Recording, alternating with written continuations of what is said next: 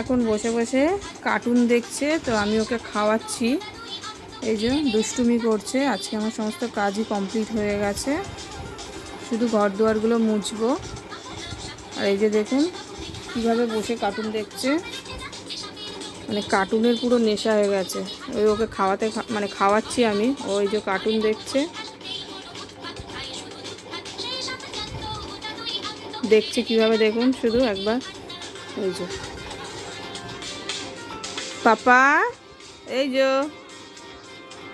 কি দেখছো তুমি? কার্টুন দেখছো? যখনই অ্যাড দিচ্ছে তখনই ও আমাকে ডাকছে, মানে একটাকে সরিয়ে দেওয়ার জন্য। হাই বন্ধুরা, আপনারা সবাই কেমন আছেন? আশা করি সবাই খুব ভালো আছেন, সুস্থ আছেন। তো আমরাও সবাই ভালো আছি, সুস্থ আছি। আমার আরও একটি ব্লগে আপনাদের সবাইকে জানাই অনেক অনেক স্বাগত। আশা করি আমার এই ভিডিওটিও আপনাদের ভালো লাগবে। যদি ভালো লাগে তাহলে একটা লাইক করে দেবেন, আর ভিডিওটি কেমন হয়েছে অবশ্যই কমেন্ট করে জানাবেন।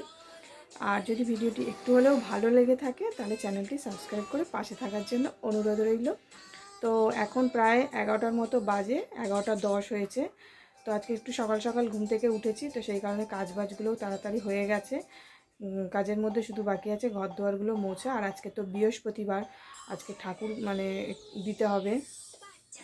বৃহস্পতিবার মানে একটু সাজিয়ে গুছিয়ে একটু সুন্দর করে ঠাকুরটাকে দিতে হবে।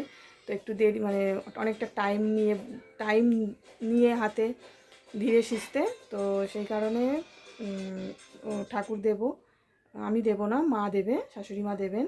আর ওদিকে ছেলে বসে আছে, বসে বসে কার্টুন দেখছে। তো ওকে খাওয়াচ্ছিলাম, ওর খাওয়াতে খাওয়াতে তো 1 ঘন্টা সময় লাগে ওকে, তো ওই খাওয়াচ্ছিলাম। তো যাই হোক, কালকে রাত্রে কিন্তু অনেক রাত্রে ঘুমিয়েছি, প্রায় ওই 2-2:30 নাগাদ, কারণ ওর পাপা গেছিলো একটা জায়গায় কাজে। সেখান থেকে বাড়ি এসছে প্রায় ওই 12টা নাগাদ, 12টা, সাড়ে বারোটা না, 12টাই এসছে। তো তারপরে খাওয়া দাওয়া করেছি, মানে কালকে খাওয়া দাওয়া করতেও অনেক রাত হয়ে গেছে। ছেলে তো ঘুমিয়ে পড়েছিল, আর আমি একটা কাজ করছিলাম, যেহেতু ওর পাপা ঘরে নেই। তো সেই কারণে ভাবলাম তাহলে কাজটা কমপ্লিট করা যাক। তো কাজটা কি সেটা তো আপনাদের সঙ্গে পরে শেয়ার করবই।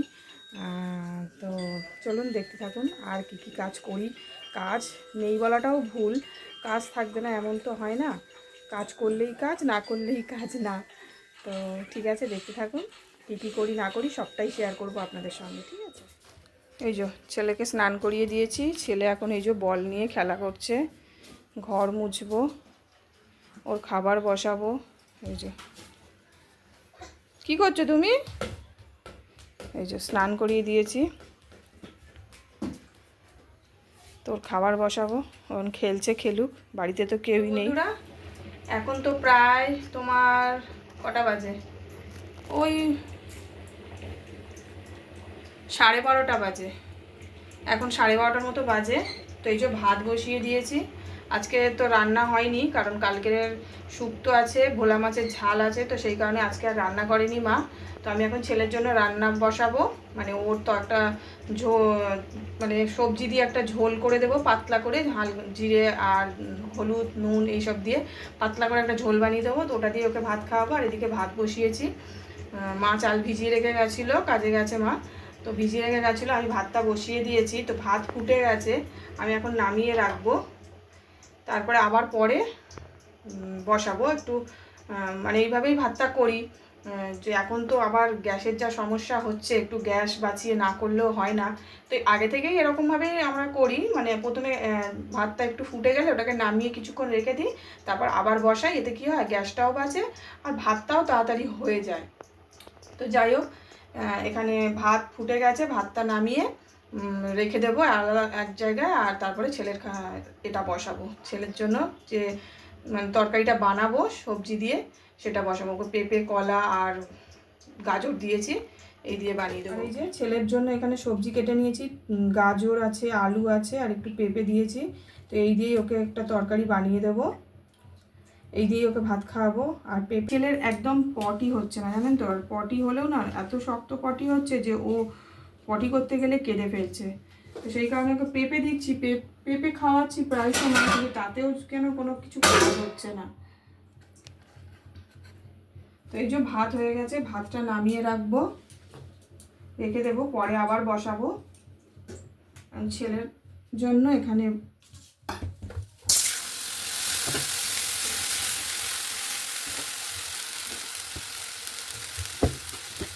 একটু সামান্য হলুদ দেবো, একটু জিরে দেবো,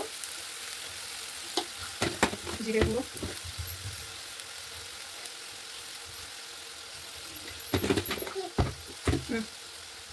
জানি না। এই যে একা একা বসে বসে খেলছে, ওকে ঘুম পাড়াবো, নাহলে ঘুম পাড়ালে ও খেতে চাইবে না, জ্ঞান জ্ঞান করবে।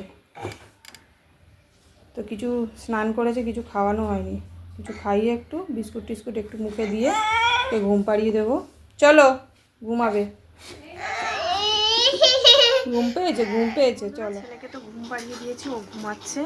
আর ওদিকে ওর খাবারটাও বসিয়েছি। তো খাবার মোটামুটি হয়ে এসছে। তো এখন আমি ঘর দুয়ারগুলো মুছে নেব। আর ও এখন ঘুমাচ্ছে, ওকে ঘুম পাড়ালাম। ও স্নান টান করে, মানে আজকে আর খাওয়াইনি, ও স্নান করেই ঘুম পাড়িয়েছে, কারণ ও সকালের খাবারটাই খেতে খেতে প্রায় 11টা বাজিয়ে দিয়েছে। তো এখন তো আর খাবে না। আর ও ঘুমও পেয়েছে, যেহেতু স্নান করেছে, তো সেই কারণে ওকে আগে ঘুম পাড়িয়ে দিলাম। ঘুম থেকে উঠলে তারপরে ওকে খাওয়াবো, নাহলে এখন যদি ঘুম না পাড়িয়ে ওকে খাওয়াতে যাই, ও খাবে না, মানে কান্নাকাটি করবে। তো সেই কারণে ওকে ঘুম পাড়িয়ে দিলাম, তারপর ঘুম থেকে উঠে রিল্যাক্সে মানে ও খেয়ে নেবে। তো সেই কারণে আমি ঘুম পাড়িয়ে দিলাম। তো এখন আমি বাকি কাজগুলো করে নিই। তো ঘরটা মুছবো এখন। তো চলুন দেখতে থাকুন।